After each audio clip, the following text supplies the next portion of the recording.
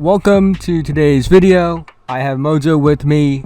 Today we're going to be doing a mock draft of the lottery, for the 2020 NBA draft, whenever it occurs, because based off what's going on in the world right now, it doesn't look like we have a set date for it, but we do have a set order.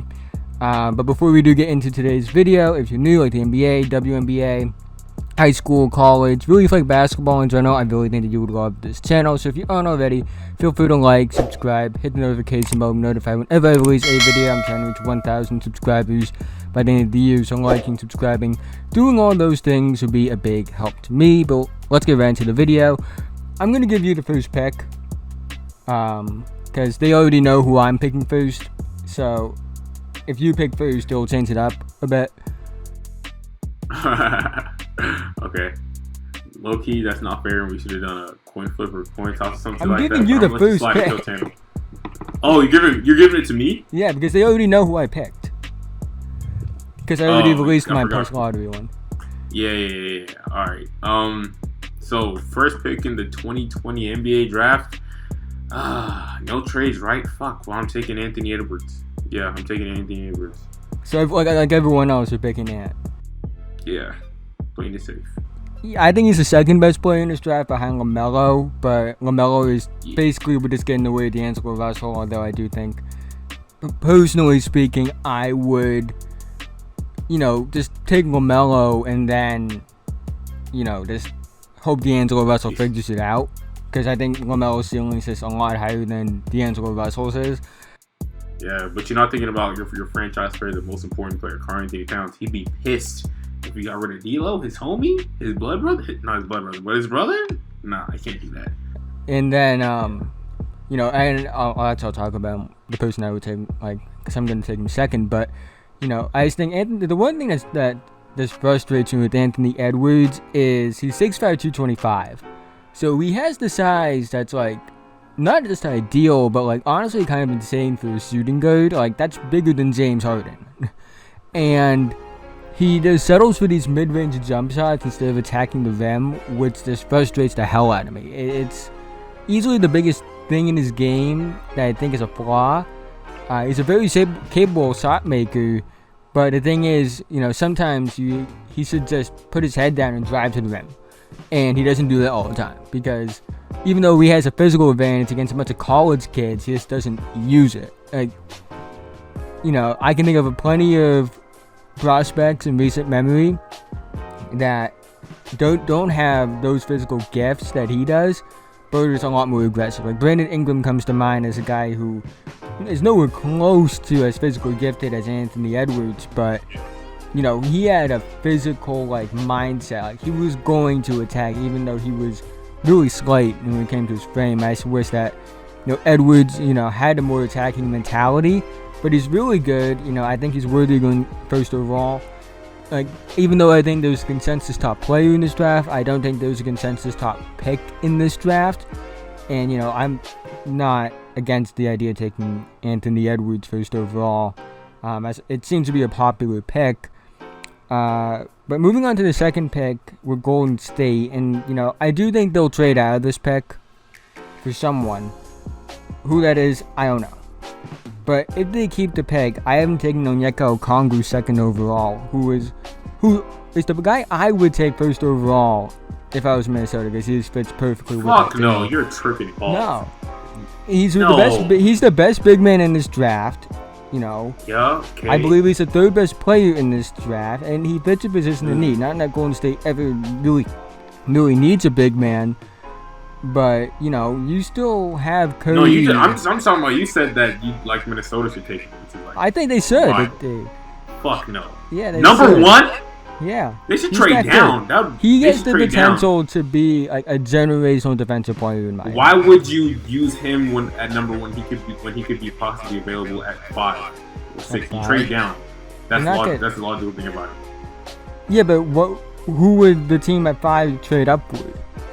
Look, this is why we're not supposed to be getting into trades right now, bro. But usually, if they traded down with the Cavs, do you think the Cavs are going to going to turn away an opportunity to land someone like him? The Bulls do not need Onyeka Okongwu. The Warriors will probably not select him. So they might. Honestly, I'll do it like that. He's a SoCal kid. He's a SoCal kid. Yeah, you're right. But you know what I'm saying? That's just something off the dome, bro. And I think that'll be the more logical thing. You get to capitalize off of your assets. Huh? And it's written this note, just take him. Like, you have to just take him at this point. You know, I consider LaMelo. Actually, LaMelo's who I actually have going on my actual mock draft. But, you know, I think it's just a debate of, do you want to pick for a player that can help you right now or a player that's going to take over in the future? And that's the real debate at 2. You know, a lot of people think Wiseman's going there. I just don't like Wiseman. I've been very vocal about. I just don't think he's that good of a prospect. But you know, I know Okongwu, he's a versatile defender, can guard 1 through 5. You know, plays the pick and roll really well, which you need for a player, especially in the pick and roll league. His offense is very limited to lobs, rim running, and things like that. But his free throw percentage and the volume he took him at does suggest that he can be a solid mid-range shooter, which could extend the 3-point line. You know, I'm more confident in him being like a mid-range scorer. But if you have a guy that can somewhat stretch the floor, can be a lob threat, and can be a versatile defender, that could be a valuable player at 2. But who do you have going 3? It should be obvious, but who do you have going 3? Oh, 3? I'm going to count. You hear what I was about to say, killing you now. I got LaMelo. I think he's the best player in this draft. Like, it's... Yeah, I can agree with that.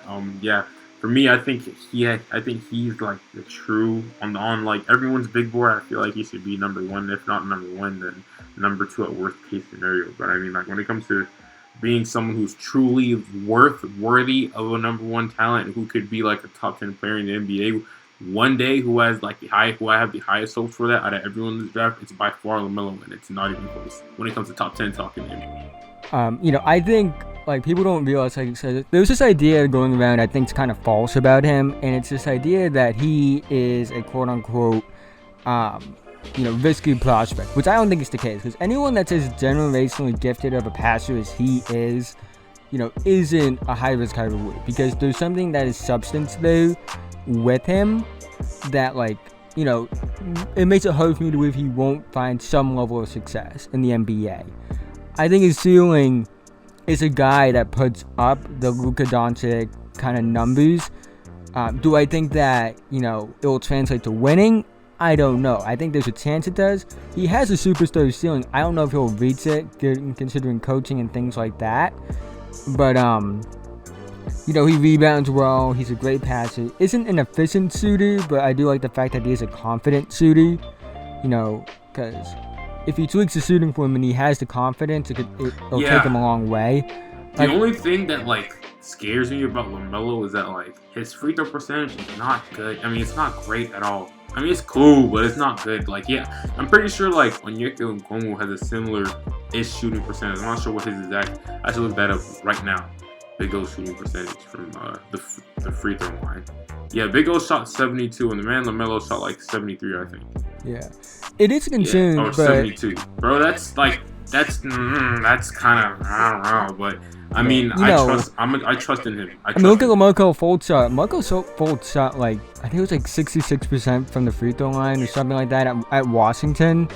But like you saw everything else, and you know, if he doesn't get on that motorcycle, I think that we're talking about Marco Fultz differently. But dude, I was literally so dead the other day when you posted a picture of a motorcycle on Twitter the other day. I got that. I was like, oh my god, that was funny as fuck. Very few amount of people in the world could get that. It's amazing how they've been able to keep that story under wraps, because like people think I'm like I'm not 100% sure that's what happened, but like all the signs kind of point to it, and his PR team did a great job of covering that up.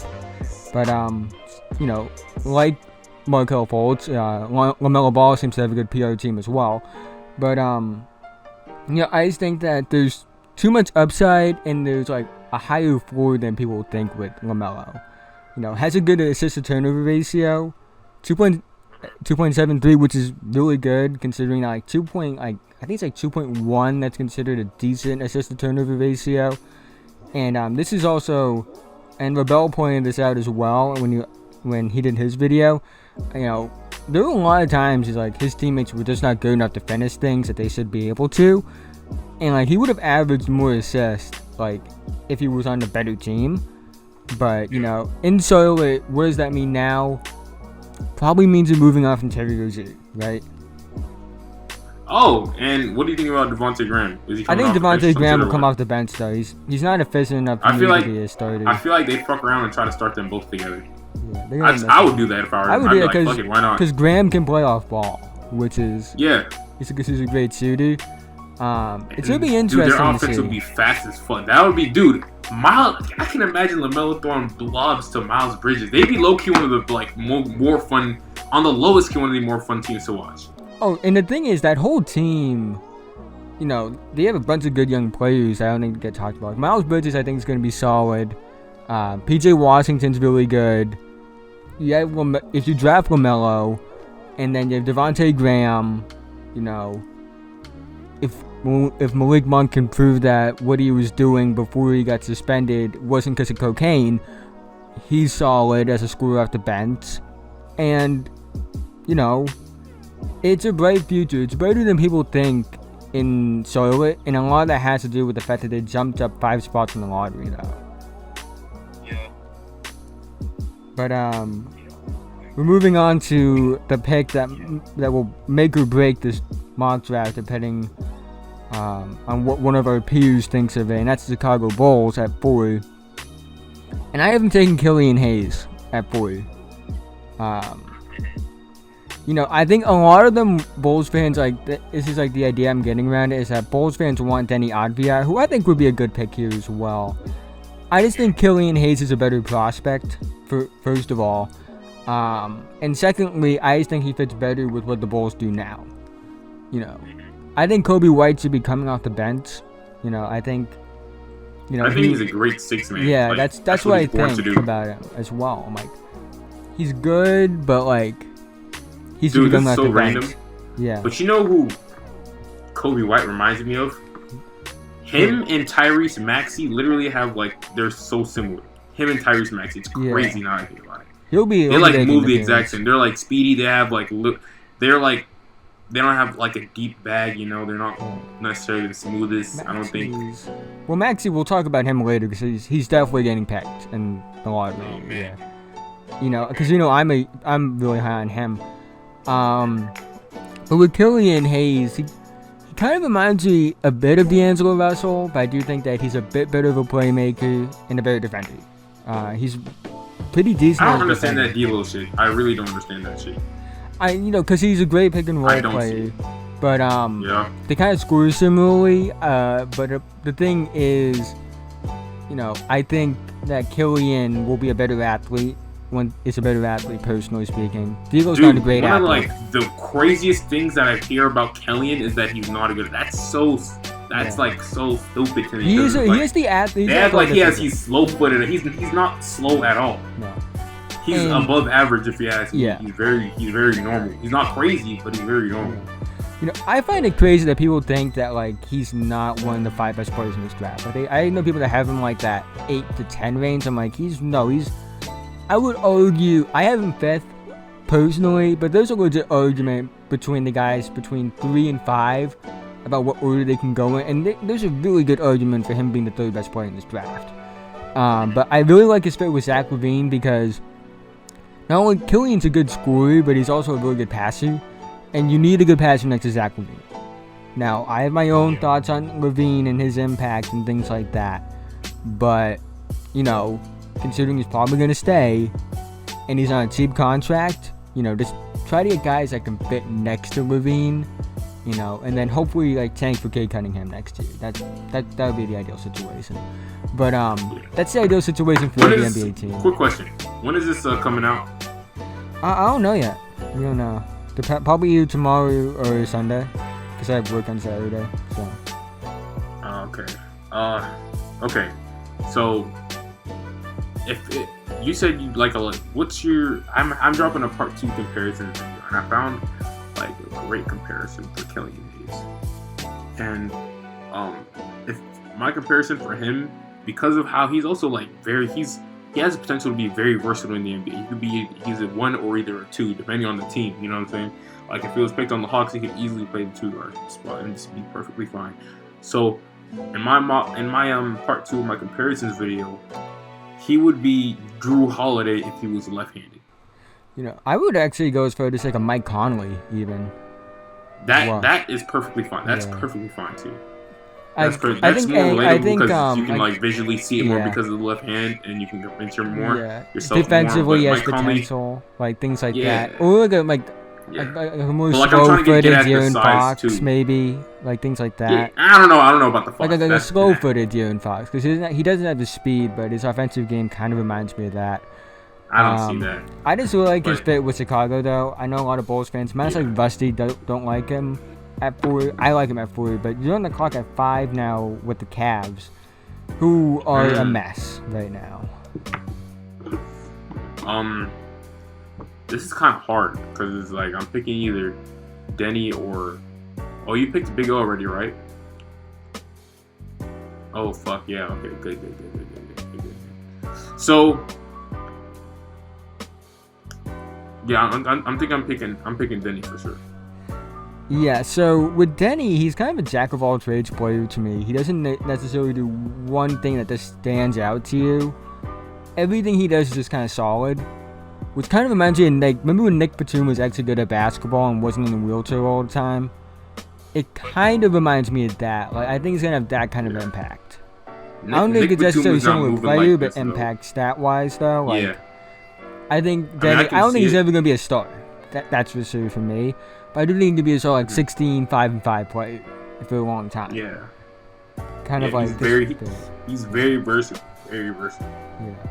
I don't like him a lot. Yeah, and he kind of like, you know, it would then include. Fuck, man, can we switch picks? Why'd you make me choose for the fucking? Why'd you make me choose for the Cavs? The Hawks are next. See, I kind of need the Celtics pick, so. No, fuck all that. Fuck your Celtics. I'm the guest, dude. Be a good host. Trade picks. I gave you the first pick. I gave you the first pick because I knew I was taking a Congo if I had that first pick. I'll DM you a second rounder, okay? No. I'll DM you a booty. You want to do the Hawks pick, and then I don't know how this is gonna work. Okay. Okay. Who were you gonna pick? Tell me who you're gonna pick at 6. Me? Yeah. Okay, I was gonna pick Devin Vassell. Okay, you can. Yeah, we'll roll with that. Okay. So that makes more sense than why I go in there. So. Who are you gonna? I was gonna take a Koro. Fuck no! Oh my god! Okay. No! I mean, he's nice, but on the no! What, he's a Georgia kid? Fuck no! He's a Georgia kid. Why the fuck would we take a Koro? No, hell no. Hell no. Devin Vassell is it. I feel like out of all these players, I feel like a player on Twitter, at least, that I haven't seen you like talk about that much, unless I've missed completely, is Devin Vassell. You need to look at him a lot more if you haven't already, because he's very, I am going very 6 in one of my mock drafts. I think it was to Chicago, but okay.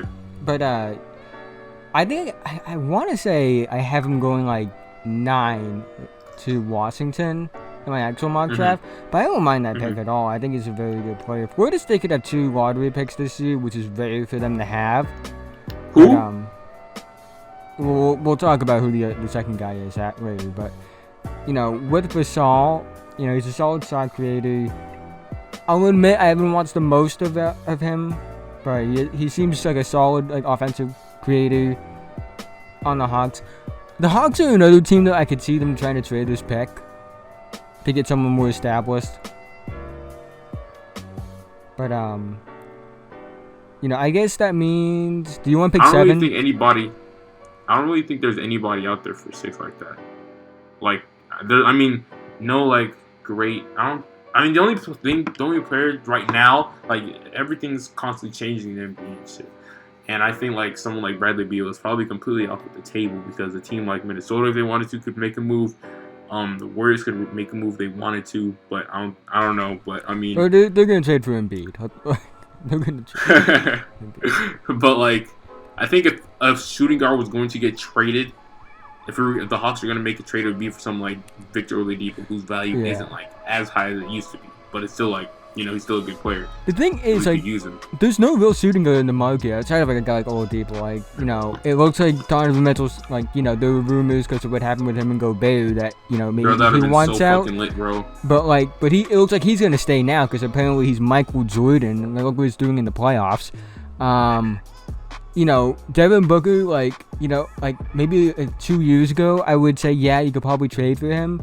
But, the Suns aren't in a bad situation anymore. So that isn't looking like something that's a problem. Bradley Beal probably isn't on the market. So, I think you had to take him. You also get the 7th pick because I basically would have taken Vassell as well. Good. Yeah. So, wait. You get the 7th pick because I would have taken Vassell. Okay, great. So all my Hawks fans watching this, you already know what the fuck going on. I got y'all, bro. But for 7, yeah, I'm gonna go ahead. Damn, bro, that's crazy. I don't want to do Obi wrong, but I don't really like him like that. Yeah, but I don't want to do him wrong. So I think a team like Detroit would take Obi, but I don't think it's what's best for them. So for me, thinking what's best for them.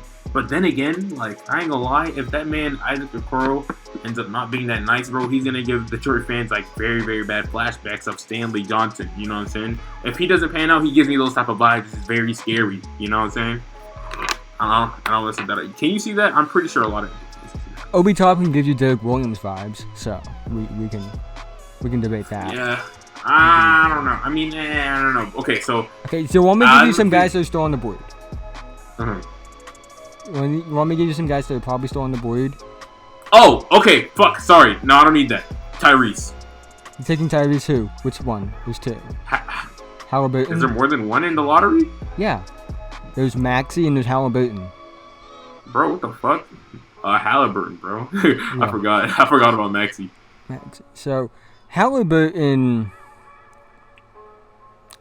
I would have loved him to go to New York personally, but, Detroit's probably going to take a point guard, no matter who it is. And, I just think that, I think he's the safest of the point guards that aren't, Killian or LaMelo, because Killian and LaMelo are clearly 1-2 point guards in this draft. But I like Halliburton. I think he's going to play a role like, say, Gilgeous-Alexander, where it kind of just, fits in with any offense that you throw him in. When the Bulls were slated to get the 7th pick, this is the guy that I wanted them to get. But, for Detroit, they just need anything. Detroit's one of those teams that's going to probably tank heavily next season for 2021. But, wait, you said which team you said? Detroit. Oh, yeah. They're going to tank heavily for 2021. They're one of those I don't teams. know I know, yeah, I can agree. I can see that happening. I feel like Blake's going to try his ass out, ball his heart out. You know what I'm saying? Yeah, but he's got a loss at this that point. He has quote-unquote value in the league, so he can get traded. Alright, so Detroit may look nice during the first half of next season, whenever that starts paying. But, I can't believe what they traded away Andre Drummond for. That was depressing. That was tragic. They didn't. I don't think they even got a first round pick out of that. I'm bitches were talking about trade Cam Reddish for Andre Drummond. Fuck all that shit. Got me fucked up. They were telling me they'll trade Marcus Smart for him. I'm like, no. Marcus Smart's a better defensive player. Marcus Smart's a better big man defensive player. Can probably go big man better than Andre Drummond can. Why would we do this? Yeah, I like Drummond, but his time has come. His style of play is dying out because of it's all because of Bam Adebayo basically. But I'm dead. But moving on to 8 with the New York Knicks, and I'm taking Cole Anthony at 8. Cole Anthony. I think I don't understand why people have dropped him on his board because and people will say things like, oh, his field goal percentage, and he wasn't that impressive in college. He averaged 18, 6 and 5, 6 and 4. He wasn't efficient, but you have to remember that team around him was horrible. There was maybe one offensive creator, and that was Garrison Brooks. Other than that, can you name one offensive creator on UNC. You probably can't. So we had to carry that offense, which is a lot to ask for a freshman. And he was playing hurt as well. Like, I see mock drafts with him going like 20th. Yeah. Which just doesn't make sense to me. Yeah, I'm looking a lot of future video info in this bitch, but I don't give a fuck. But because of that, like, I honestly think he could be he's gonna be a steal of this draft. One of the few steals of this draft. He's gonna be. There are a lot of guys I think that are being undervalued in this draft. He's one of them. Like, you know, I think he has the like. You know, I think he's a great scoring guard already. I do think he's not a great, passer, but I do think he can develop into a good passer. Now, how is he gonna like coexist with RJ Barrett and being coached under Tom Thibodeau? I don't know personally, but he's better. He's gonna step in and probably be better than every point guard on that roster, unless they keep Alfred Payton right away. Because he'll step in and be better than Dennis Smith Jr. He'll step in and be better than Frank Ntilikina. But I just think that it'll be too much for New York to pass up on at this point. Dude, honestly, Greg like Anthony, after night, the type of player that they need is like a player that has that like wow factor, and like Tyrese has no fucking wow factor. Killian, he has some, but he's not gonna fall that. Well, Killian would be the only dude.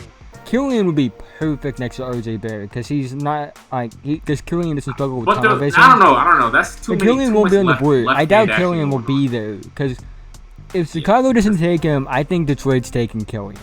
That's like it's just hard for me to believe that, but Cole Anthony's good. Like that's the thing. I like him a lot, but you're on the clock at 9 with the Wizards now.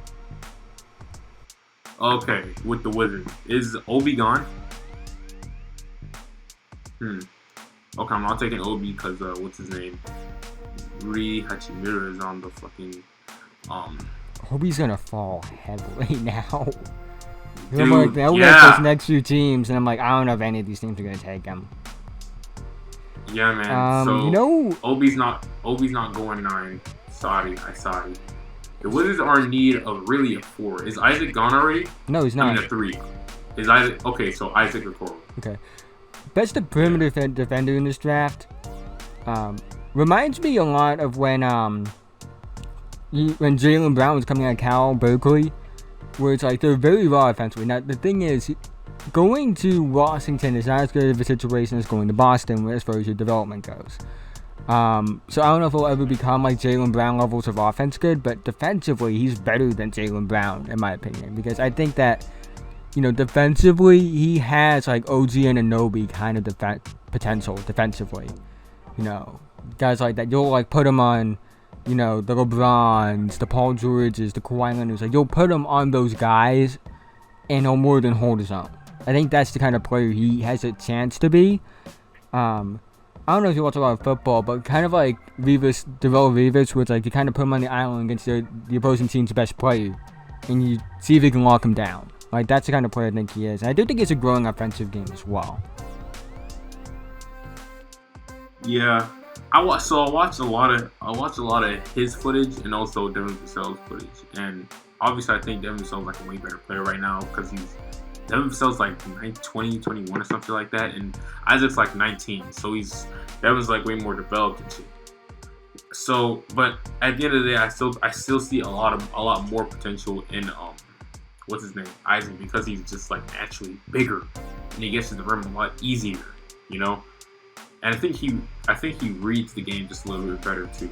So I like Isaac, but like him, like I ain't gonna lie, like wing players with like scary shooting form scares me a little bit these days, just because like I've been scarred like last season previously with Jarrett Culver. Like he's I get nightmares to this day, but I still have hope in him. I like Jarrett Culver's progress, but I just like I will say that like I've been hard on him, but like that free throw percentage is like one of the most like whoa things I've ever seen in my life. Yeah, I'm like I didn't because like he wasn't a bad free throw shooter in college either. That's why it shocked me. It was like 67, just like Isaac. But like 40, like it was like 42. I'm like what? But I'm like, yeah, I had to double check if I'm looking at the right player, bro. Like, hold on, like, am I like, this is a stupid moment that I'm having right now? Yeah. This is Jarrett Culver? Texas Tech, Jarrett Culver? Oh my God, this is preposterous. Yeah, I'm like, whoa, but like, to move on to 10, which is oddly enough the team that, originally picked Jarrett Culver before trading him to Minnesota, that is Phoenix with the 10th pick. There's a few options on the board that I really like. And I'm picking between two players, because I think they need a guard. They need a guard just in general, okay? Preferably a point guard, right? Because, like, Ricky Rubio's cool, but he's not going to last forever. So, I'm going to shock people. I'm going to take Kira Lewis Jr. from Alabama. Oh, yo, I like that. Yeah. I like that. See, I love that. Originally, I wanted to go with Cole Anthony at 10. But he's off the board now, because I took him at 8. Kira Lewis gives off the vibes, and I'm not comparing him as a player to this person, but he kind of gives off the vibe of a Darren Collison, a guy that's just going to last in the league for a long time as a starter. Like, Darren Collison has been a solid starter his entire career. Yeah, I know. It's crazy, but... And also, what happened to that bitch, man? Fuck, this man was playing games with the fucking Lakers earlier this season, talking about some home make a comeback. Yeah, and he ended up staying retired. That was a shocking retirement, because he could still play. Like... Yeah. And he literally, his stats were, like, very, very good. They were hella attractive. Yeah. And this man, like... That's what I think Kira Lewis is going to be. Like, this guy... Yeah. 13 to 14 points.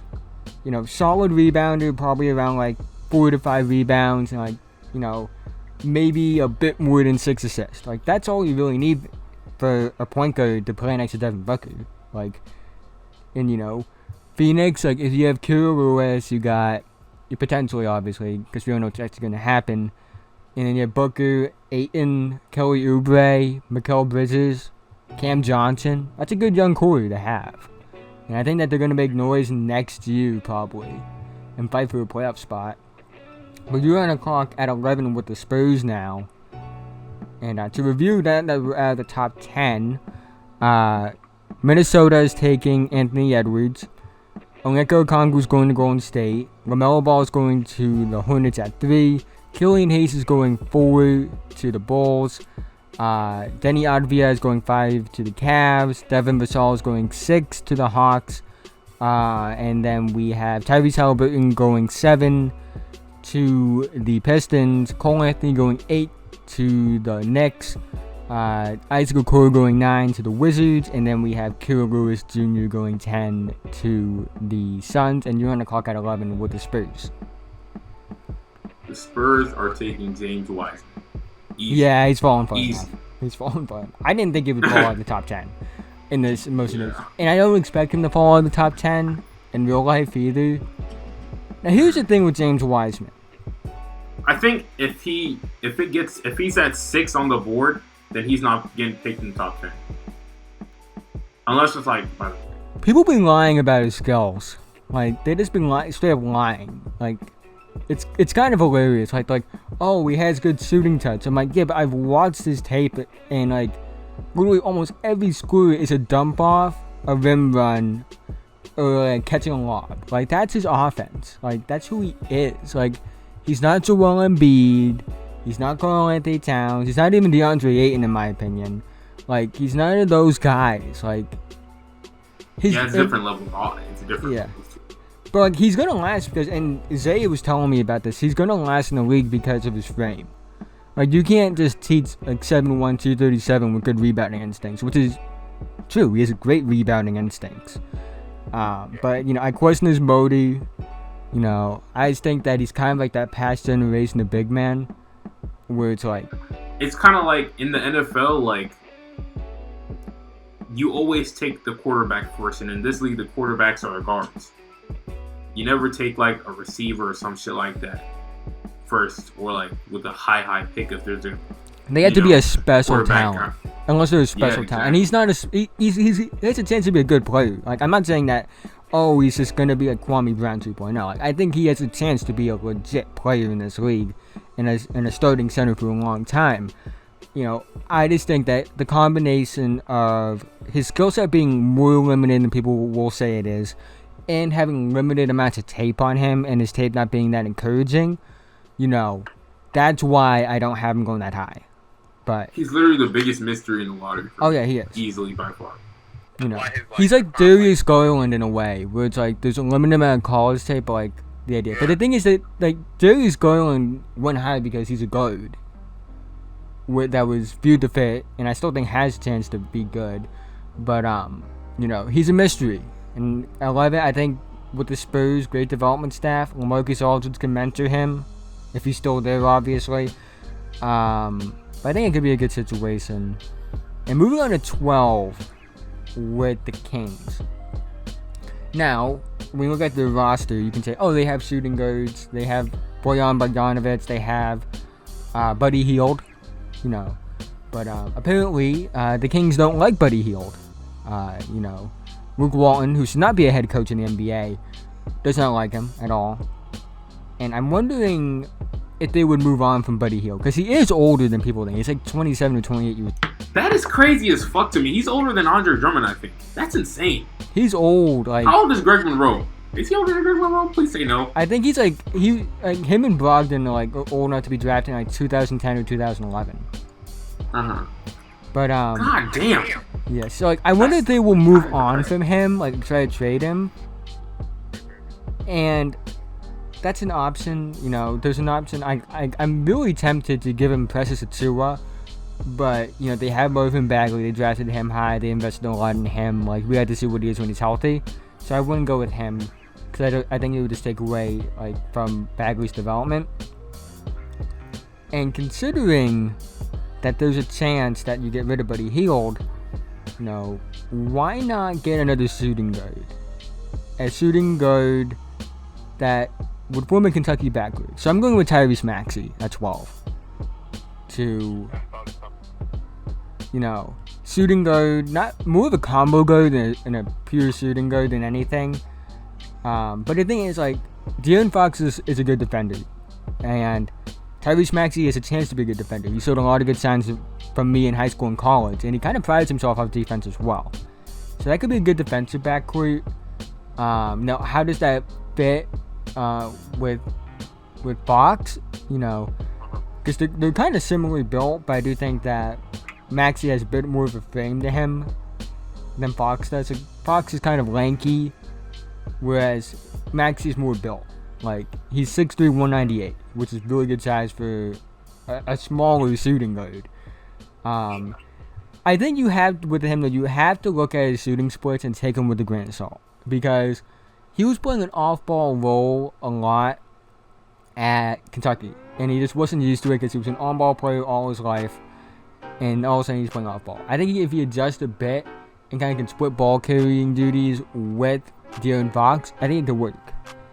I think Tyrese Maxey is the fourth best player in this draft. But the thing is, no, you're tripping balls. No, he's that good. Bro. If you put him on any other team in the country, he's putting up numbers. If you put and I don't even think this is a hot take. If you put him on any other team in the country, he's putting up better numbers than Anthony Edwards is. I'm not saying he's better than Anthony Edwards, but he would be putting up better numbers than Anthony Edwards. He was so constricted in that offense at Kentucky that it kind of dropped him on boards. I don't know. I like Tyrese a lot, but top 4 talent? Yeah, top 4 talent in this draft. He just happens to fall in this draft because there really isn't a good fit for him in the top 10. Top 6 is more reasonable. Top 4? Yeah, top you're making me puke. No, he's that good. He's that good. Listen, a guy who I believe is going to be an 18 to 20 point per game scorer. His ceiling's an 18 to 20 point per game scorer that plays really good defense. You can't go wrong with that in the top 4. And you think that's better than Anthony Edwards ceiling, LaMelo, Kellyan? No, he's not better. He's not better than Edwards, LaMelo. But I do think he's in the same tier as Okongwu, and Kellyan. They're all in that same range for me as far as those are those 3 guys that I was talking about that are very interchangeable from 3 to 5. Those are those guys. Yeah. But I'm higher on Tyrese Maxey the most. I think it's ridiculous that he would fall out of the lottery. I think people are undervaluing him a bit. But you're on the clock at 13 with the Pelicans. So who do you have him taking? Oh, the Pelicans. So this is... Fuck, I just dropped my phone. But this is... I just got a cramp in my toe. That hurt. Anyways, I'm good. I'm good, folks. So the Pelicans... So who's off the board? Pretty much all the more notable players are off the board. So for that, I'm taking Aaron Nesmith on for the Pelicans. He's a shooter, big shooter. Yeah. I would have taken O.J. Hampton at 13. O.J. Hampton at 13. Oh, fuck no. He'd be a perfect. I like him. He would be the perfect understudy of Drew Holiday. And then, you have him being mentored by Drew Holiday, and then, you're plugging him in. Okay, I can see that, but I'd rather, I think I'm good with Nickeil Alexander-Walker, playing in the back, put him in the backcourt and let him, wait, because I think he may not have more potential O.J. than Hampton would have been a top 5 pick heading on to college, by the way. Because he would have put up he would have put up great numbers in college. Because any college he went to... You actually have a point. Because if he went to college, he would have been playing on ball. He was not playing on ball, at all. Yeah. Overseas. I think that kind of hurt his draft stock a bit, but if he went to Kansas, or if he went to I think he said it was between Kansas, Texas Tech, and Memphis, he would have been playing on ball. Because most of those teams, I think he would have been a better on ball player than Devon Dotson. This kind of exposed him. Well, the thing is though, going overseas does that, but also you're playing with more established players now. Yeah. I know. You can walk into college, because he was a top 5 recruit. People forget that. He was a top 5 recruit in the country. Yeah. Coming out. And mind you, he even classified up into 2020. Into 2019, actually. But, you're going with Aaron Nesmith, I want to say? Yeah. Aaron Nesmith. I watched him a lot, weirdly, because I was actually watching Scottie Pippen's kid, because I'm a big fan of his son at Vandy. But I think he'd be solid for them as well. It's a solid shot creator probably. It's another shot creator to have. Probably would come off the bench behind Ingram, wouldn't he? But hello? Oh, hello? Okay, cut off just a little bit. Yeah. He would be a solid shot creator behind Ingram, wouldn't he? More than likely. Who was it? Aaron Nesmith. Oh, yeah. He'd be a solid shot creator behind him. Yeah. And, whenever Ingram's on in the game, whatever, and they're running offense through Zion and Zoe, you know what I'm saying? The thing with the Pelicans, though, is no matter who they draft, they're going to draft a backup. Yeah. I agree. And I think, yeah, and I think either, someone like Aaron or, what's that dude named? Sadiq? Something like Bey. Sadiq Bey. Yeah, honestly, can I take it back real quick? Yeah. Who's the better shooter to you? Who's a better shooter between him and Sadiq? I mean, Yeah, Sadiq's a 45. Aaron. Sadiq is a 45% 3-point shooter on 5 points. And he's older too, which I like for the Pelicans. The Pelicans don't need to wait on nobody right now. Sadiq Bey is I feel like Sadiq Bey, there's no downside thing in Villanova player that's a veteran. Or not veteran, upperclassman, because they all seem to work out, to some degree. Don't get me wrong, Jalen Brunson's a solid starting point guard. You have Josh Hart, who's solid. We'll see with Amari Spellman. But they seem to draft solid players. Mikal Bridges even. Guys like that. So who you have? Is it Sadiq Bey or is it Aaron Nesmith? Yeah, I'm picking Aaron just because I like his potential more. Okay. And they're roughly the same age. Alright, so moving on to the final pick of this, which is the Celtics, who have the pick from Memphis. I'm pissed that we had protections on that pick, because if there were no protections on that pick last year, we could have gotten John Morant. But fucking insane, bro. Oh my god, I'm just imagining right now a team led by Jaw, Tatum, Brown. That's nasty as fuck. Jaw's not being so potent as he is right now. He's not 16. Yeah, that team would have been crazy. Because Jaw could be is a great passer and a good scorer as well. But that's besides the point. Who I have him taking? And the thing is, any player they pick is more than likely going to be a backup. no matter who they pick. There's a chance. I considered Desmond Bane. He's a great shooter that can come off the bench. He's kind of like, because I wanted Tyler Hero last year. He's been kind of ass shooting recently this past year, but go off. But I'm going Patrick Williams. He's a power forward from Florida State, freshman. I like him a lot. I think he's developmental, which isn't a problem if we're being honest with ourselves with Boston, because all the players are developmental. And I think that your starters are obviously Kemba, Jalen, Tatum. We'll see what happens with education reform man, and Daniel Tice. Probably we'll see what happens with him. But I think he'll be solid. I think he's a solid offensive player. I think he's developmental, obviously. You can just tell when you watch him, he's developmental. Look at his stats, things like that. But I do think that he has a chance to be a good player. And, I think he's honestly best player available at this point in the draft. I consider R.J. Hampton, who's higher on my board than Patrick Williams, I believe. But, I think that you already took your best available last year. Now it's Romeo Langford. So you have to take a guy that kind of fits what you're looking for in the future. And a power forward who can kind of play small ball 5 is what you need. And Patrick Williams can be that. But I'm excited for Boston's future. The guys I mentioned. But then you got guys coming off the bench. Marcus Smart, Romeo Langford, Grant Williams, Robert Williams. Who could probably be a center, potential starting center for us. Then we'll get rid of Enes Kanter as well. But we gotta get rid of Enes Kanter. He's gotta go. You gotta do supporting 6'9" and everything. Yeah, I got you. Well, that's the end of this one. Some other names that I would consider, some names I throw out that didn't get picked that might get picked in the lottery. O.J. Hampton's a big name, obviously, who can go in the lottery. He's in that 12 to 18 range. For me, you got Tyrell Terry, who gets unjustified comparisons to Steph Curry, apparently. The fuck? I gotta do more research on him. Jaden McDaniels, who's getting some next Kevin Durant hype at the beginning of the season, that died out in 2 days. Dude, he's now predicted going the second round, which is fucking pain for him, dude. No.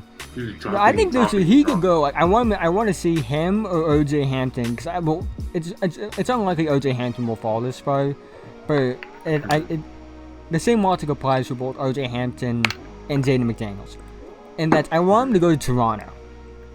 I was about to say the same thing. Yeah, I want to see Jaden McDaniels in Toronto, the perfect development. Could you imagine, in a few years, a defensive front court of OG Anunoby, and then you got Jaden McDaniels coming off the bench, who is a versatile defensive monster, in my opinion.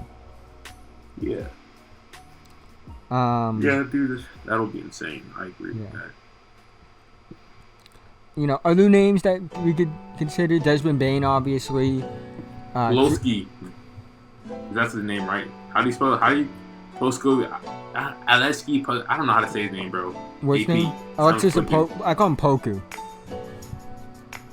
You say Alexis? I say Alexis Poku. I just call him Poku. That's what everyone else calls him. He's interesting. He's an option for the Spurs. I wouldn't be surprised if they took him, because he's an international player. But other names though, Theo Malden, who's actually considered a top 10 pick when the season started, but he's fallen off a bit. Nico Mannion. Is that the French point guard? Yeah. I'm gonna laugh if the Knicks take him at 8. There's gonna be so much pain, dude, for Knicks fans. That'd be pain. Nico Mannion's an interesting name as well. I like him more than most. I think he has a chance to be solid. Trey Jones is a great defensive player. Yeah, do you see who was doing against Texas freshman year? Defensively, that was. But who do you guys have a long ass NBA career? Oh yeah. You know what's gonna be crazy this year though is that a Duke player won't probably be going in the lottery this year, which is crazy to think about. They don't have a single guy that's gonna get drafted this year that's gonna be a lottery pick, in my opinion. Vernon That's crazy. Vernon Carey's not one. Cassius Stanley isn't one. I actually like Cassius Stanley a lot. You know, but it's an interesting draft. It's considered weaker than last year and next year's draft, but I think it's intended to be solid. There's no like minus LaMelo. There's no standout superstar player, but you know, I think a lot of these teams are like are just gonna try and like get guys that. It's weird to say because like usually you try to draft your first option, then your second option the next year. I think it's gonna be like teams are drafting like those second options this year, and then we look for their first options next year. That's literally like what the Memphis Grizzlies did, like with their little rebuild between Ja and people have. I think Jalen's a better player because of his like offensive and defensive impact. Is just better than Ja's in my opinion. Yeah, people have different. Yeah, but like I see where they're coming because Ja is definitely the main focus on offense. But like, it'd be like Andrew. Well, what was supposed to be Andrew Wiggins and Karl Anthony Towns. We also had that ended up, but they kind of did the same thing as well. With the same thing with like the Atlanta Hawks with John Collins unexpectedly like came out of nowhere. Yeah, and Trae very next year they got Trae. That's what I was like. That's what I'm predicting. The what's it called? The Pistons. The Pistons are doing that. They were gonna fall, and they should obviously like look for someone who's very solid and stable and quiet. And they they probably shouldn't go for a guard like Tyrese Halliburton, like I said earlier, and they may shoot like for defensive and go for somebody to cover. But you know. Yeah, I think that it's like so many teams are going to do that though. Like, you know, because next year's class is so loaded. like I checked at one point because I've done more of 2020 draft content as of recently, but there was a point I had more 2021 draft content than 2020 draft content. Like, it's just a more interesting class in my opinion, with a lot more interesting players, especially at the top. Like you know, Kuminga, who is 17 years old, mind you, I think he would be the consensus top player. Kuminga or Cade? Which one? I mean, I'm in love with that entire class. Like, Jonathan. Kuminga, he's awesome. Him and Cade are like Cade and Scotty are like my three favorite players in that class. But I don't like this draft class is gonna end up proving us all wrong. Like, they call 2009 a weak draft class, and it's produced 2 MVPs and a lot of All-Stars. Like, think about that. But that's the end of this video, guys. If you made it to this point, thank you so much. If you haven't already, like, subscribe, do all those things. Be a big help to me. Make sure you go sub to Mojo. Link to his channel in the description below. And with that being said, yeah, have a good night, guys.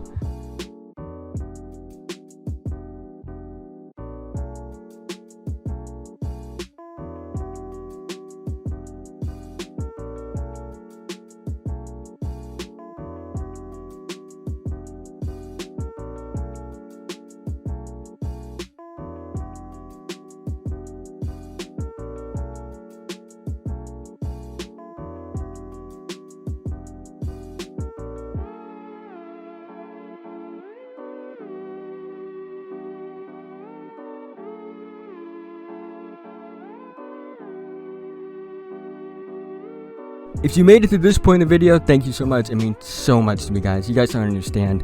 But again, thank you. Like and subscribe if you're new.